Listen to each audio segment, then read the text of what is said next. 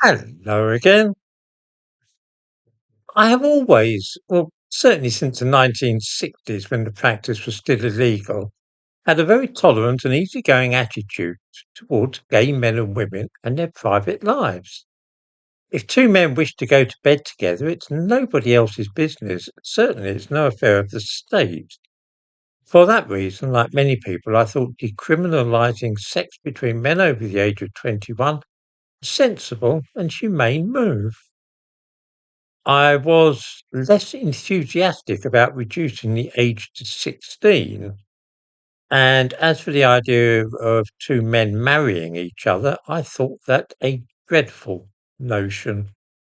Hearing talk of Peter Mandelson's husband, for example, sounds plain wrong, as indeed I think it is. Men and women can marry each other, not two men or two women or a man and his dog or whatever the current fad is. Nor am I at all keen on moves to teach children about sex changes and encourage them to believe that boys can become girls and vice versa.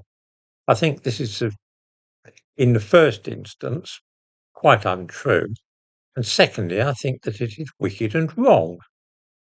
I believe that boys and girls are different, and I think that fathers should teach sons how to be men, and mothers should teach little girls how to become women.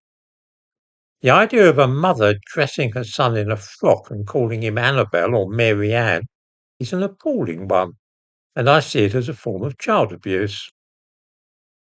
Viktor Orban, the Hungarian Prime Minister, agrees about this, and I find myself very much liking what he has to say on the subject. In a speech, a segment of which I give a link to in the description to this video, he says quite accurately that in Brussels all kinds of deviations are being elevated to the same level as the family. Quite right. There's a man who tells it as it is. His speech was peppered with lovely scenes of normal family life. You see, the basic unit of society is not the individual, the family.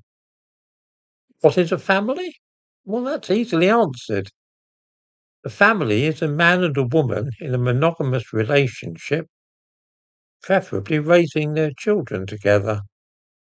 A man and a woman, not a man and two women, or two men, or a man and woman raising their children alone, or two women, or a man and his lawnmower, or any of the various weird combinations which have been promoted lately in this country. The Prime Minister of Hungary is quite right, and he is a bulwark against the moral corruption which has spread through Europe in recent years.